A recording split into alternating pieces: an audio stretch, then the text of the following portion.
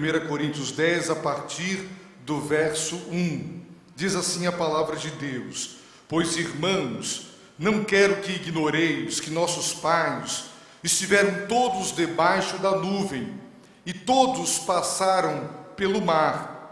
Todos foram batizados em Moisés, na nuvem e no mar. Todos comeram do mesmo alimento espiritual, e todos beberam da mesma bebida espiritual, porque bebiam da rocha espiritual que os acompanhava, e essa rocha era Cristo. Mas Deus não se agradou da maior parte deles, e por isso seus corpos ficaram prostrados no deserto. Essas coisas aconteceram como exemplo para nós, a fim de que não cobicemos as coisas más como eles cobiçaram. Não vos torneis idólatras como alguns deles, conforme está escrito: o povo assentou-se para comer e beber e levantou-se para se divertir. Nem pratiquemos imoralidade, como alguns deles fizeram, e caíram num só dia 23.000. E não tentemos Cristo, como alguns deles o tentaram, e foram destruídos pelas serpentes. E não murmureis, como alguns deles murmuraram, e foram mortos pelo destruidor. Tudo isso lhes aconteceu como exemplo, e foi escrito como advertência para nós, sobre quem o fim dos tempos já chegaram. Oremos. Santo Deus, permita-nos, Senhor, nesta noite, que o Teu Espírito Santo e a Tua Palavra sejam claros e nos visitem e nos abençoe. Senhor, nós nos entregamos a Ti e pedimos dos altos céus o socorro para que este momento, mais do que uma palestra, mais do que uma palavra, seja a Tua Palavra no nosso coração, em nome de Jesus. Amém. Meus irmãos, nós temos aprendido na Palavra de Deus que Paulo foi de fato e verdadeiramente um homem extraordinário, apóstolo, missionário, pastor, um homem cuja instrumentalidade nas mãos de Deus é inegável. Deus fez milagres, sinais, prodígios e maravilhas por intermédio da vida de Paulo. No entanto, e apesar de sua autoridade apostólica e de ter sido um grande evangelizador, um plantador de igrejas, um homem através de quem Deus operou proezas, ele tinha medo de ser reprovado. Expliquei pela manhã que isso não tem a ver com a perda da salvação. Paulo pregava, e o problema de quem prega, seja de um púlpito ou pessoalmente, é ficar reprovado, porque depois que ele diz a palavra de Deus, ele não obedece, ele não vive de acordo com a palavra. E quando você é observado por alguém que ouve a sua pregação e observa a sua vida, e constata que você não vive de acordo com o que prega, você não obedece o que ensina, você fica reprovado pelos homens. Ali vai alguém que afirma ser cristão, mas não vive como cristão. Ali vai alguém que ensina a palavra de Deus, mas vive em desobediência à palavra de Deus. Por isso, Paulo tinha medo de, depois de pregar, ser reprovado, não só pelos homens, mas pelo próprio Deus. Porque, segundo a Bíblia, Deus não deixa o pecado impune. Deus é justo. E quando pecamos, quando deixamos de viver de acordo com os mandamentos de Deus, a disciplina divina, ela é inevitável na nossa vida.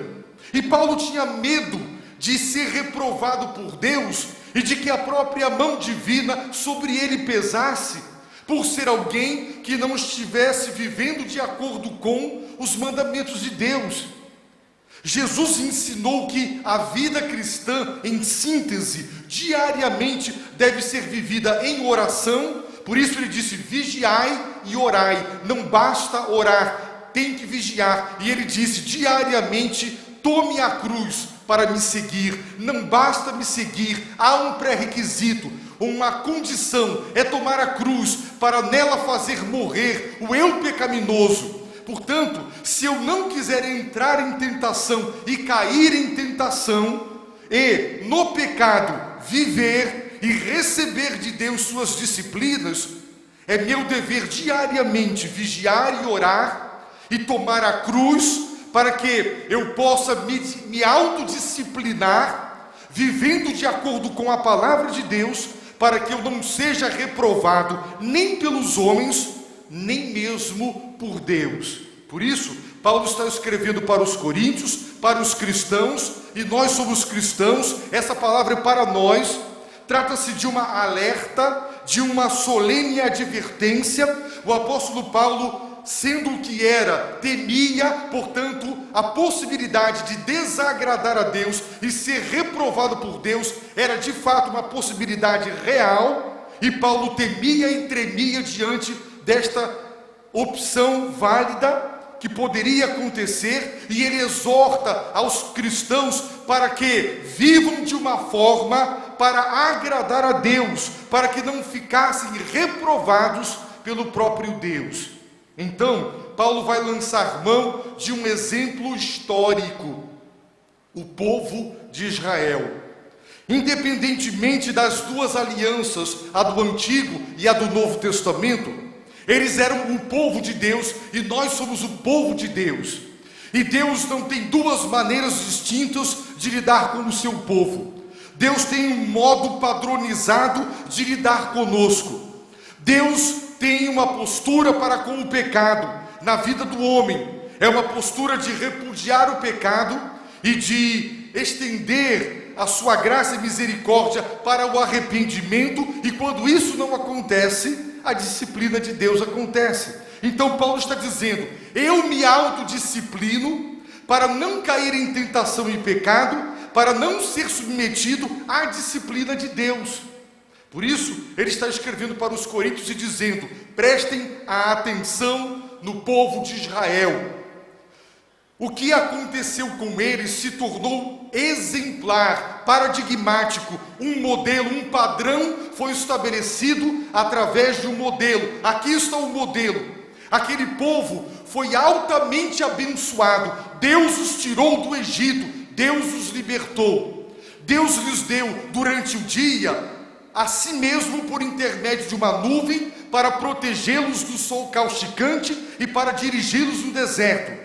Esta mesma nuvem de noite transformava-se em coluna de fogo para aquecer, iluminar e guiar. Eles foram batizados em Moisés, foram colocados sob a liderança de Moisés, comeram diariamente durante 40 anos do maná, beberam no deserto água potável, foram ricamente abençoados por Deus. Mas apesar de tudo isso, a maior parte daqueles que deixaram o Egito não entraram na terra prometida, caíram no deserto prostrados, porque diz o texto, eles desagradaram a Deus. Por isso, porque desagradaram a Deus com suas rebeldias, desobediências, inconstâncias, a mão de Deus pesou sobre eles, e eles não viram a terra prometida. E Paulo está dizendo: isso é exemplo para nós. Se nós não tomarmos cuidado com a nossa vida, acontecerá conosco o que aconteceu com eles. Se nós não exercermos autodisciplina, vigiar e orar, renunciar ao pecado, crucificar o eu pecaminoso para andar em obediência, se não fizermos assim, ocorrerá conosco o que aconteceu com eles. Que tragédia! Quanta gente se batiza, quanta gente toma a ceia, dá o dízimo, está envolvido na obra de Deus, mas o coração está longe de Deus. vivendo de uma forma que o desagrada e o desonra, e simplesmente estará sob a disciplina de Deus, porque Deus não permitirá que o seu nome seja escarnecido. O que o homem semeia, ele ceifa. É isso que a palavra de Deus diz. Então, no verso 6 está escrito: essas coisas aconteceram como exemplo para nós. Com que propósito? Não cobicemos as coisas más que eles cobiçaram. Números capítulo 11, versos de 4 a 6, é um exemplo de cobiça que desencadeou a ira divina pelo desagrado de Deus.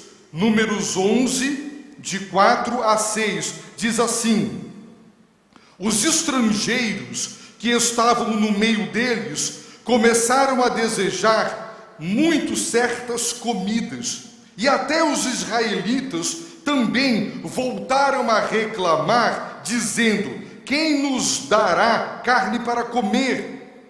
Lembramo-nos dos peixes que comíamos de graça no Egito, e dos pepinos, dos melões, dos alhos porós, das cebolas e dos alhos. Mas agora o nosso ser definha, não temos nada a não ser este maná diante dos nossos olhos. Um povo abençoado, mas um povo que cobiçou coisas más no deserto. E a Bíblia, meus irmãos, nos diz que a partir do verso 31, que Deus soprou do mar um vento e trouxe codornizes, as quais deixou cair perto do acampamento. Diz mais que, enquanto a carne ainda lhes estava entre os dentes, antes de a mastigarem, acendeu-se a ira do Senhor contra o povo, e o Senhor o feriu com uma praga muito grande. Por isso, aquele lugar foi chamado Quibrote Tava, pois ali enterraram o povo que havia sido consumido pelos desejos de comidas. Cobiçaram coisas más, cobiçaram carne, desprezaram o maná, e Deus lhes mandou carne, e saciando os seus desejos, e imediatamente a ira de Deus se acendeu, porque o que cobiçaram era mal. Paulo prossegue, meus irmãos, no versículo 7, dizendo: não vos torneis idólatras, como alguns deles, conforme está escrito: o povo assentou-se para comer e beber, e levantou-se para se divertir. Moisés estava no monte durante 40 dias e 40 noites, jejuando para receber de Deus os mandamentos, e o povo disse: esse Moisés sumiu. Eles não quiseram adorar outro Deus, quiseram adorar a Jeová, mas fizeram de ouro um bezerro de ouro e adoraram. Tentaram materializar o Todo-Poderoso na figura de um animal, e disse: olha o teu Deus que te tirou do Egito. Tentar reduzir Deus a uma imagem de escultura, e eles dançaram, eles comeram, eles beberam, e quando Moisés ouviu e Josué ouviram, disse: é grito de guerra, e Moisés disse: isso é festa, e Deus já havia revelado a Moisés que eles estavam idolatrando, e porque eles idolatraram e cobiçaram coisas más, eles caíram no deserto. Os coríntios viviam na Grécia, e haviam as festas dos deuses pagãos, e animais eram sacrificados nestas festas, e depois a carne desses animais, elas eram preparadas e as pessoas comiam nas festas, e os cristãos coríntios diziam: não existem ídolos, portanto vamos comer destas carnes, vamos participar destas festividades, porque isso não pode nos atingir, não existem ídolos. E Paulo está dizendo: quem come de carne que foi sacrificada a um animal, de um animal sacrificado a uma divindade, está participando indiretamente da idolatria. Quando você participa de uma festa, mas é folclore, é questão cultural. Mas se o cerne desta festa é uma festa em homenagem a qualquer outra pessoa, a qualquer outro ser, que não o ser de Deus, e aquela comida, ela é comida como uma festividade em prol, seja do santo, de quem quer que for, quem participa está participando da idolatria. E Paulo vai dizer um pouco mais à frente, a partir do versículo 14, que os demônios são seres espirituais, querem adoração, e por detrás dos ídolos eles se colocam para receberem o que só Deus é digno, adoração. Portanto, até mesmo nós, cristãos, dizemos que sabemos que há um só Deus e participamos de muitas coisas cujo sentido é religioso, e estamos com isso endossando e dando o nosso aval. Aqui não é tão comum, mas no Rio de Janeiro é muito comum. São Cosme e São Damião, são os doces. Todos esses doces são oferendas. Se você come de algo que foi oferecido a uma imagem de escultura, você está praticando idolatria. E Paulo está dizendo exatamente isso. Não participem das festas, da comida, da bebida, destas festas, embora os ídolos não existam, não existem deuses, mas se você sabe que aquilo foi feito em homenagem a um ídolo, se você participa, se você come, você é idólatra. E Paulo está dizendo, não seja idólatra, não cobice coisas mais, não seja idólatra. Vem uma outra exortação: nem pratiquemos imoralidade, como alguns deles fizeram, e caíram num só dia 23.000. Sabemos que o povo de Israel, quando chegou à terra de Moabe, sob orientação sutil de Balaão, eles se prostituíram com as moabitas, começaram a idolatrar os deuses de Moabe, em cultos marcados por orgias. E isso era muito comum em Corinto. Existiam templos em Corinto, na cidade de Corinto, com mais de 1.000 prostitutas sacerdotisas. Eles misturavam a adoração de ídolos com orgias sexuais, porque a idolatria sempre desencadeará e desembocará na imoralidade. E Paulo está dizendo, não sejam imorais como eles foram imorais. Sexo é um dom de Deus, é produto das mãos de Deus, é abençoado por Deus com amor dentro do matrimônio. Sexo pré-conjugal ou fora do casamento é pecado, desonra a Deus, desagrada a Deus, é imoralidade. Pornografia é imoralidade, homossexualismo é imoralidade. Qualquer tipo de relação sexual fora do casamento não agrada a Deus. Portanto, Paulo está escrevendo para os coríntios que diziam, o alimento foi feito para o estômago, e o estômago para o alimento. Para concluir, o sexo foi feito para o corpo e o corpo para o sexo. E Paulo diz negativo, Deus fez o corpo para ele, não para a imoralidade. Portanto, não sejamos imorais, vivamos vidas íntegras, vidas santificadas. Vamos valorizar o matrimônio, vamos valorizar o que Deus criou, o que Deus instituiu. Sexo dentro do casamento tem a bênção de Deus, fora do casamento é pecado, e ninguém morre se esperar, e todas as pessoas que esperam em Deus são abençoadas. Por isso ele está dizendo, não cobicemos as coisas que eles cobiçaram. Eles caíram, foram prostrados no deserto, porque cobiçaram comida, porque foram idólatras, porque se entregaram à imoralidade. Verso de número 9, e não tentemos a Cristo, como alguns deles o tentaram, e foram destruídos pelas serpentes. Cristo pré-existente. Paulo está falando de Cristo durante o tempo do Êxodo, porque a fé cristã afirma que Jesus de Nazaré, o Filho de Deus, é eterno. Portanto, quando eles tentaram a Deus, tentaram a Jesus Cristo. E o que significa tentar a Deus? Significa, meus irmãos, duvidar de Deus e provocá-lo. Deus, durante 40 anos, durante o dia na nuvem, durante a noite na coluna de fogo, Deus dava evidências de sua presença. E algumas vezes o povo diz: Deus está conosco? Cadê Deus? Está me faltando água, me falta comida.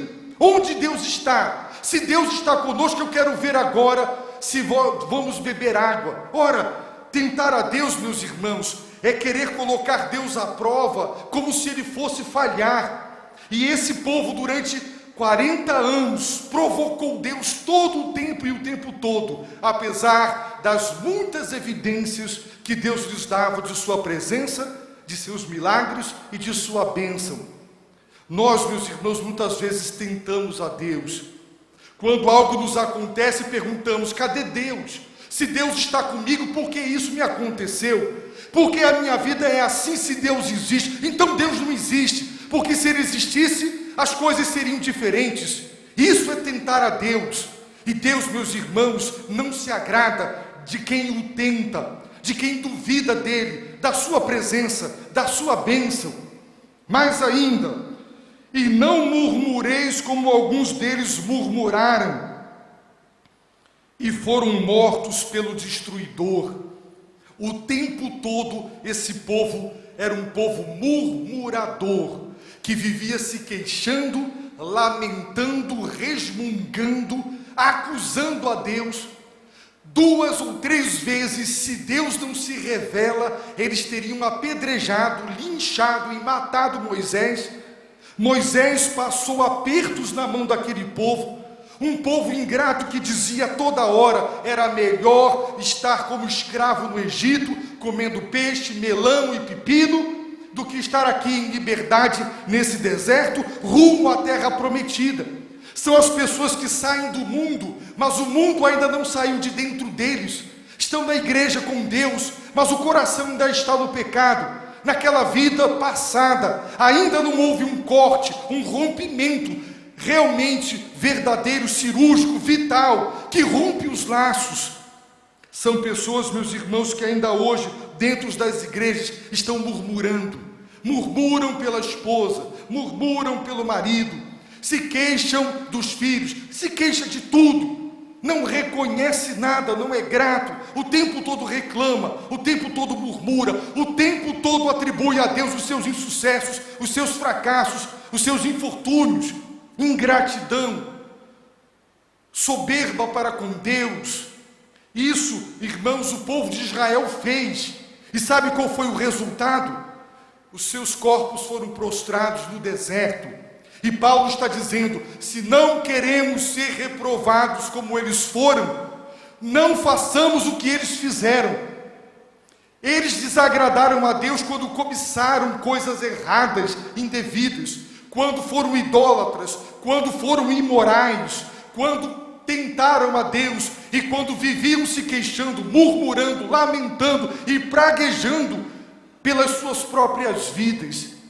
E por essa razão, Deus não permitiu que eles entrassem na terra prometida. Dos 600.000 homens que deixaram o Egito e podiam pegar na espada e entrar no campo de batalha, só 2 homens entraram na terra prometida: Josué e Calebe. Portanto, Paulo diz no versículo 11: tudo isso lhes aconteceu como exemplo, e foi registrado e escrito como advertência para nós.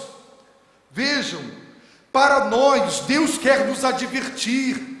Estes registros não foram feitos por amor simplesmente à história, para não deixar perder a memória da nação de Israel. Os registros foram espirituais, eles tinham sentido. Deus só tem um modo de lidar com o seu povo, e o registro de como Deus reagiu diante daquele comportamento é exemplar para todas as gerações. Deus fará comigo, Deus fará contigo, Deus fará conosco o que fez com eles, se repetirmos os mesmos erros que eles repetiram.